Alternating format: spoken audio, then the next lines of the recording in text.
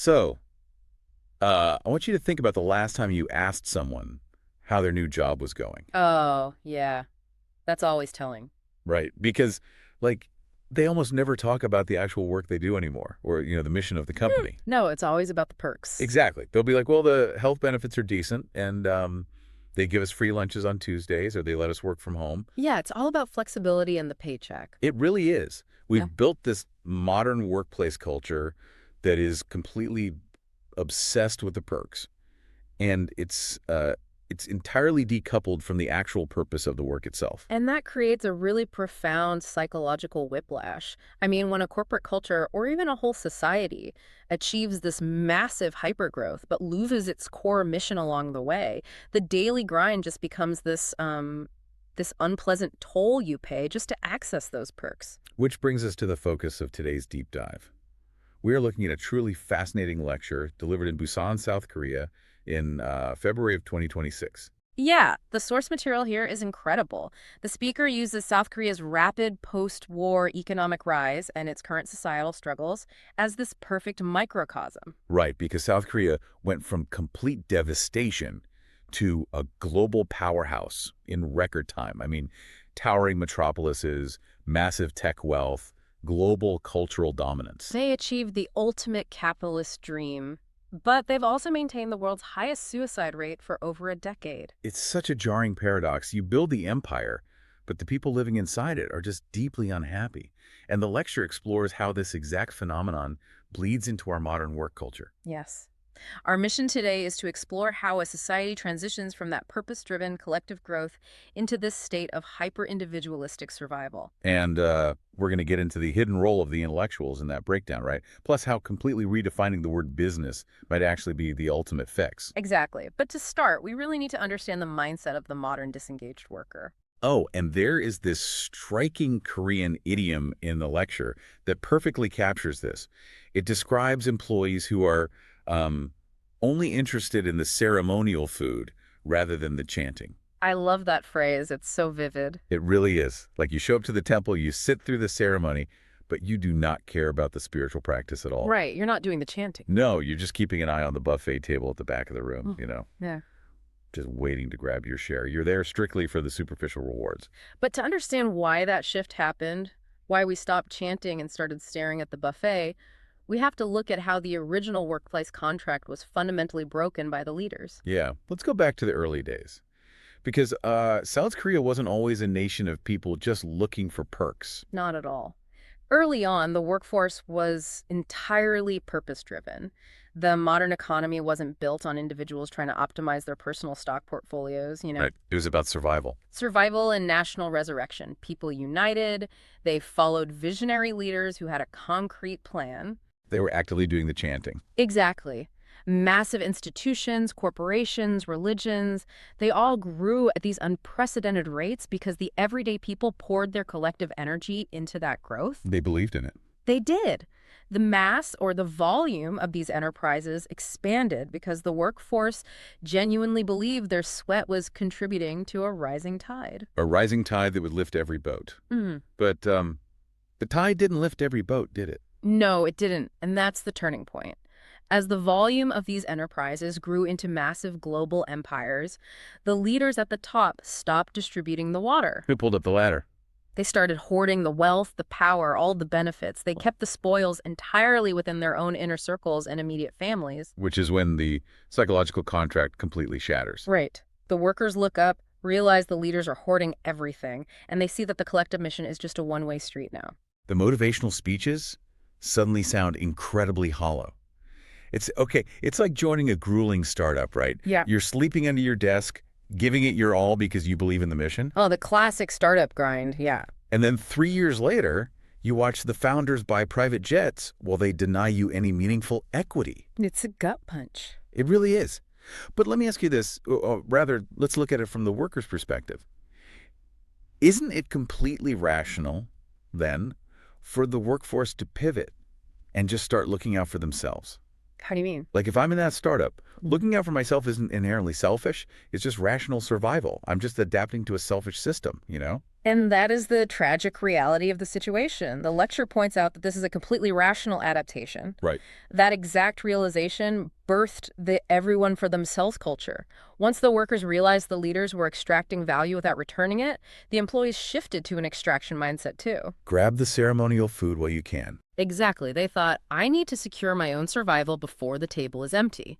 So suddenly you have this corporate ecosystem where executives and entry-level employees are just locked in a vicious cycle of extracting wealth. With absolutely no one tending to the health of the system itself. No one at all. So, if the economic leaders are blinded by greed and the workers are forced into this defensive crouch just to survive, who is supposed to act as the referee? That's the big question. Because there has to be some segment of society designed to keep those forces in balance, right? Well, in a healthy system, that role belongs to the intellectual. The educated class. Right, the philosophers, the academics, the highly educated thinkers.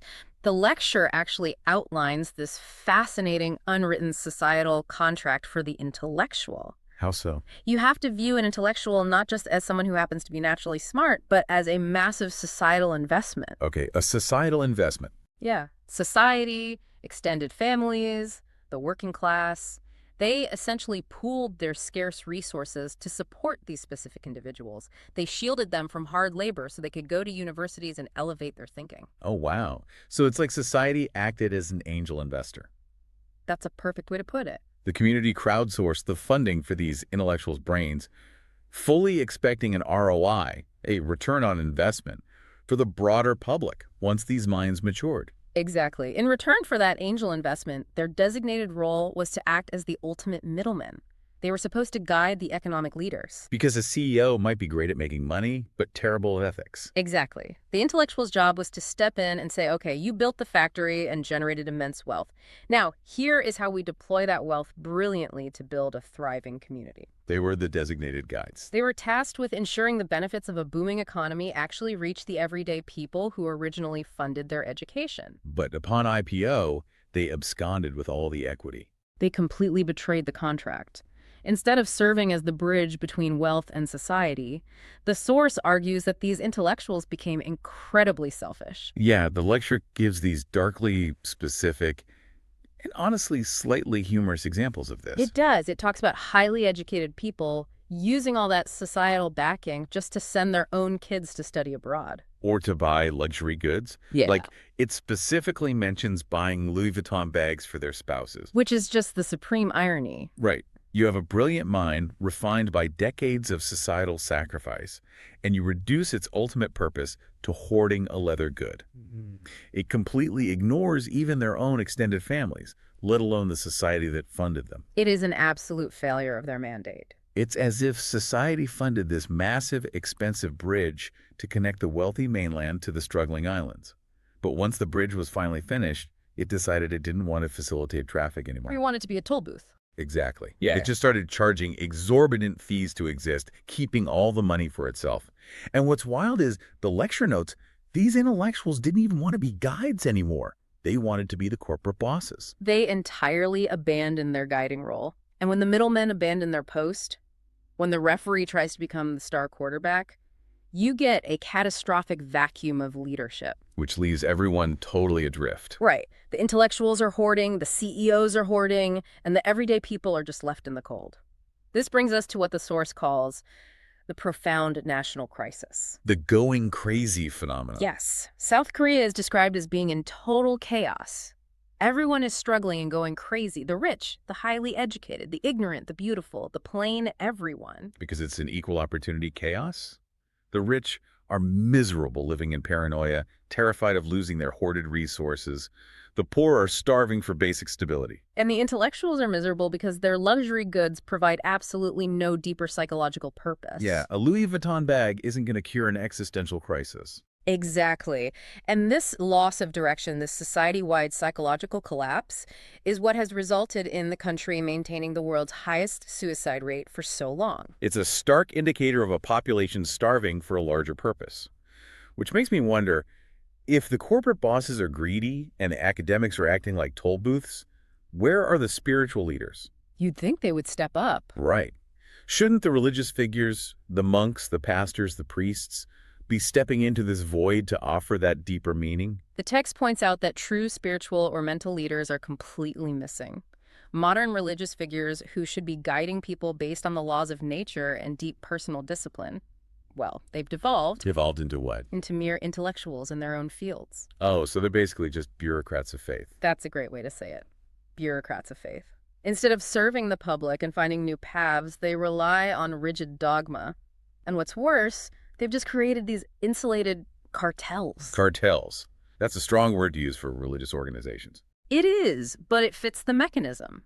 The source specifically mentions Buddhist, Catholic, Protestant, and political organizations acting as cartels. And just a quick note for the listener here. We are purely reporting on the perspectives laid out in the source lecture. We aren't taking any political or religious sides here, just unpacking the ideas presented. Absolutely. The lecture's point is that a cartel operates by building walls, right? It protects its own resources at the expense of the open market.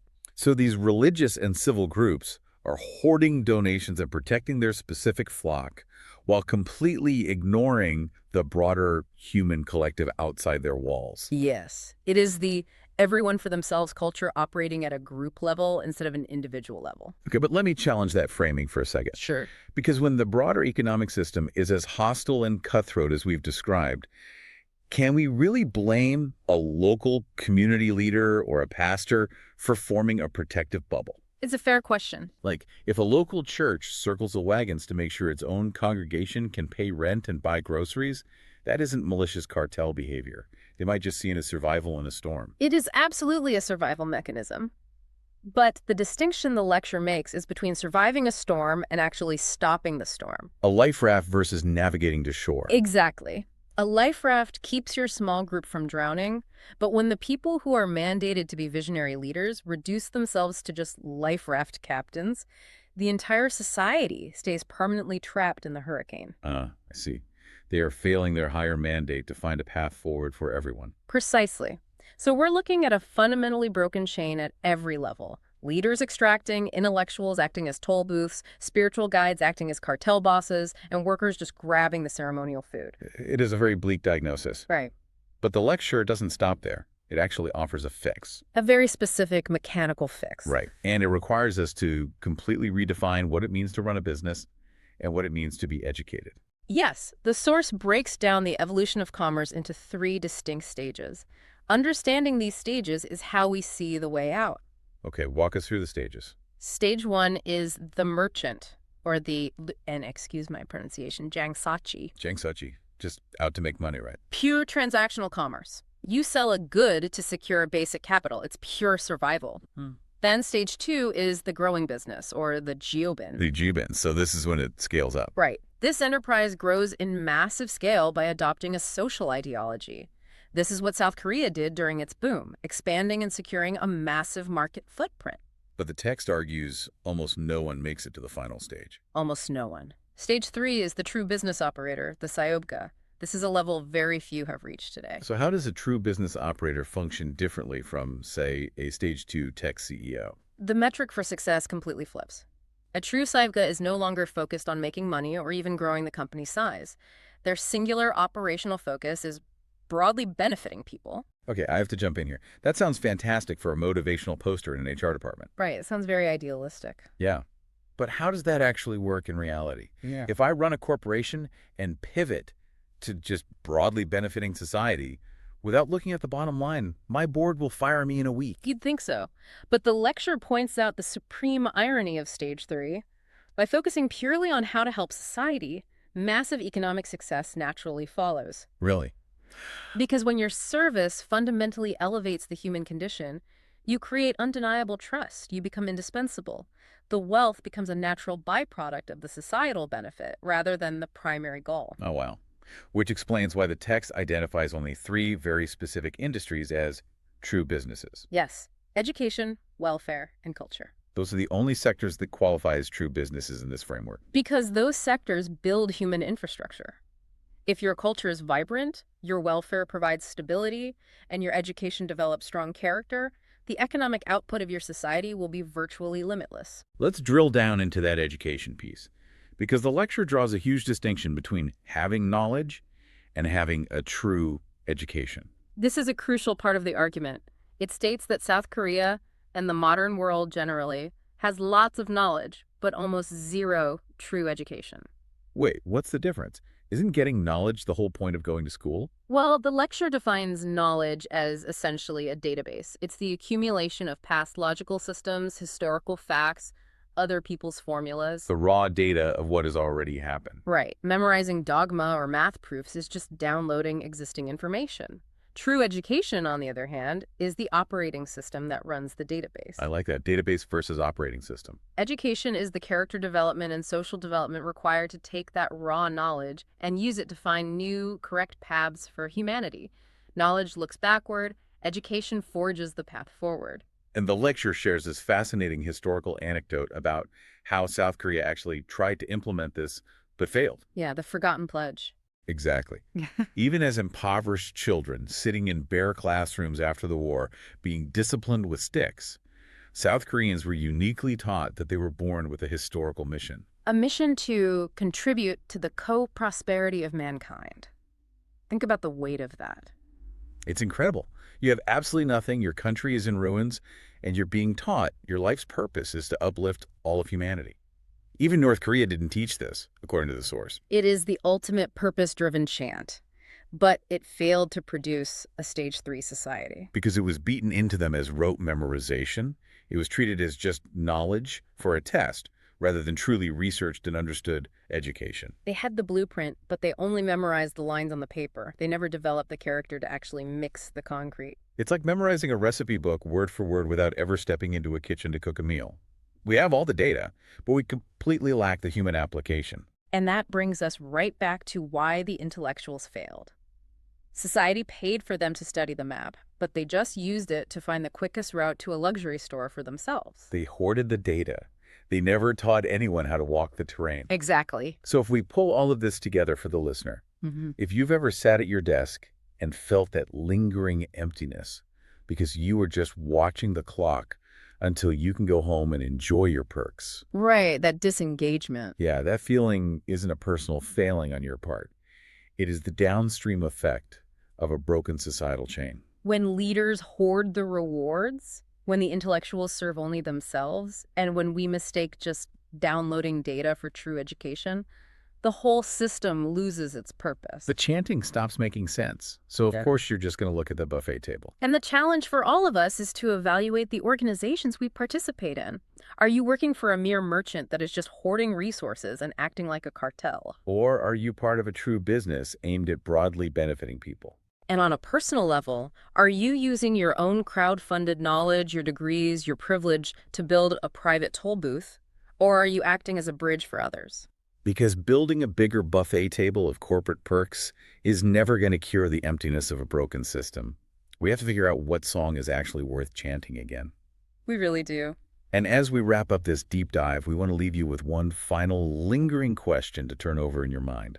Something that builds on everything we've talked about today. It's a profound thing to consider. If true education isn't about perfectly accumulating past knowledge, but about developing the character to find entirely new paths for humanity, what is one piece of rigid, absolute knowledge you cling to right now that might actually be preventing you from becoming truly educated?